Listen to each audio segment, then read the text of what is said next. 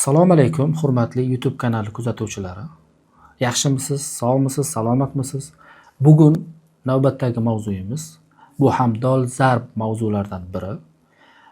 Insonda diskomfort keltirib chiqaradigan kasalliklardan biri qo'l va oyoqlarning terlashi va bu terlashning oqibatida insondan badbo'y hidlarning tarqalishi. Bugun shu haqida gaplashamiz. Bu terlash va hidlanish sabablari, bu qanday jarayon, qanday hosil bo'ladi? Xo'p, buning yechimi qanaqa? Shu haqida batafsil sizlarga ma'lumot berib o'taman.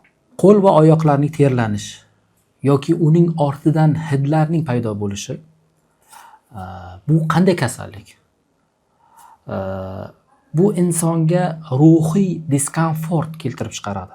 Bir qarashda bu holat oddiy fiziologik deb qaralsa, ikkinchi holatda bu qaysidir jiddiy kasallikning belgisi bo'lishi mumkin.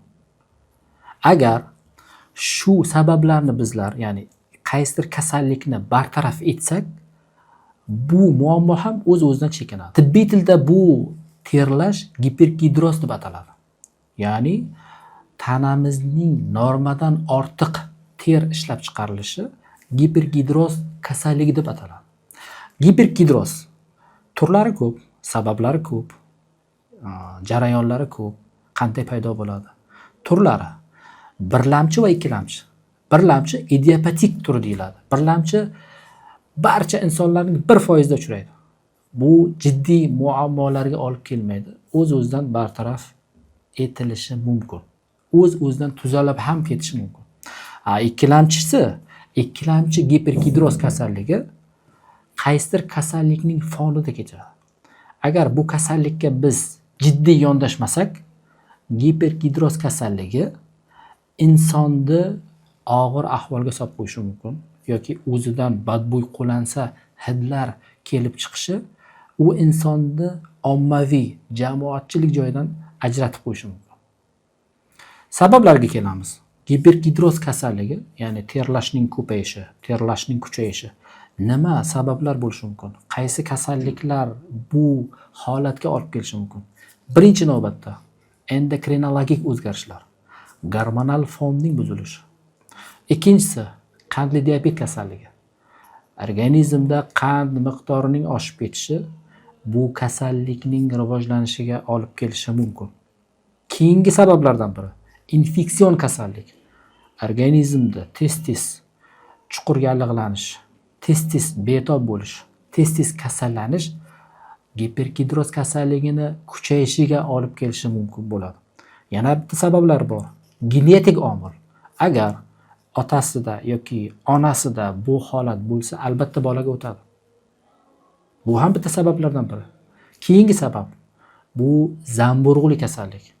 Terida va qonda zamburug' miqdorining oshib ketishi terlashga olib keladi va o'z navbatida zamburug' kasalligi teridan badbo'y hidlarning paydo bo'lishiga ham sabab bo'ladi.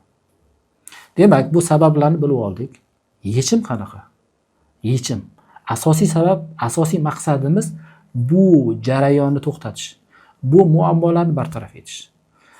Yechimni qidirishdan oldin gipergidrozning lokalizatsiyasini bilib olishimiz kerak. Ya'ni gipergidroz kasalligi chegaralangan fonda bo'lishi mumkin va umumiy fonda bo'lishi mumkin. Chegaralangan fonda qo'l kaft va oyoq.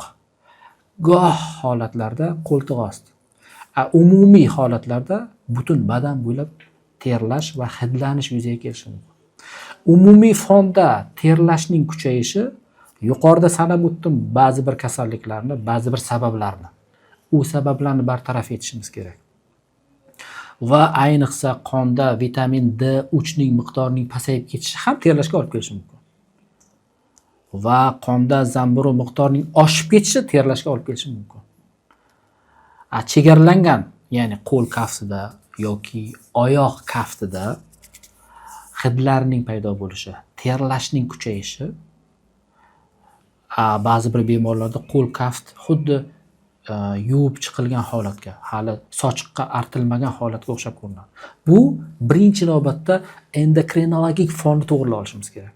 Albatta qalqonsimon bez faoliyatini to'g'rilab olishimiz kerak va qonda shu bez faoliyatini boshqaradigan gormonlar bor. TTG, T3, T4, TPO gormonlari bor. Ularning faoliyatini bilib olib, ana undan so'ng bu masalaga yechim qilsak bo'ladi. Yana bitta eng muhim narsasi, hali men video qo'yamiz, masalan qo'l va oyoqning terlanishi yoki hidlanishida qanday vosita, tabiiy vositalar bor. Uni ham video davomida qo'yib boraman. Ko'rsangiz, uy sharoitida bu muammolardan bartaraf bo'ladi. 13 ming so'm evaziga oyoq terlashi va hidlanishidan qutuling. Qanday qilib deysizmi? Bitta like bosing, hozir men sizga o'rgataman. Buning uchun kerak bo'ladi 70% spirt, 5% yod va albatta bitta flukonazol tabletkasi. Yodni tayyorlaymiz. Yodni idishini spirt idishiga sovuramiz. Flukonazol gribovlik kasalliklari ichiga sovuramiz. Spirt idishini yopamiz. Chayqatamiz.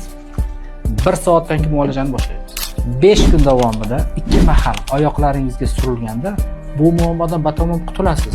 Lekin oyoq kiyim tanlashda adashmang. Oyoqning hidlanishi, qo'lning terlashi, oyoqning hidlanishi.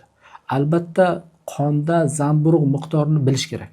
Chunki qonda zamburug' miqdorining oshishi oyoqda terlash va hidlashning kuchayishiga olib keladi. Zamburug'lar miqdori aniqlandimi? Birinchi 10 kun davomida zamburug'ga qarshi inyeksiya vositasidan foydalanish kerak. Tabletkani kuchaytirmaydi.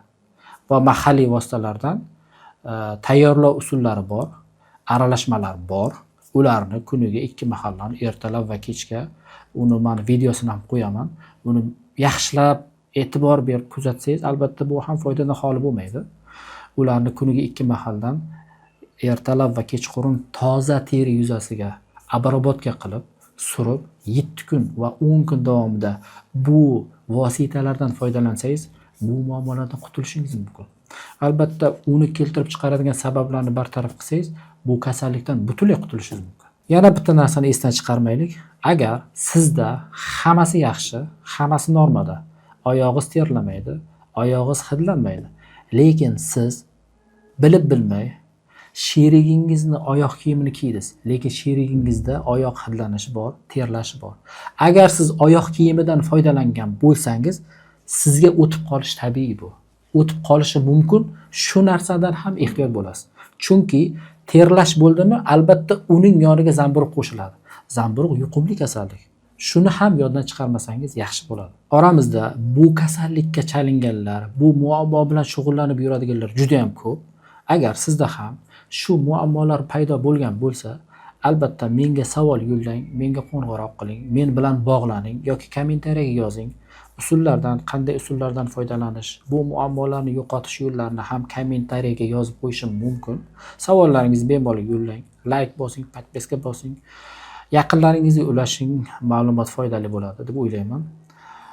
Siz bilan dermatovenerolog Jafar Sarikov bo'ldi. Keyingi videolarimizga uchrashguncha xayr, salomat bo'ling.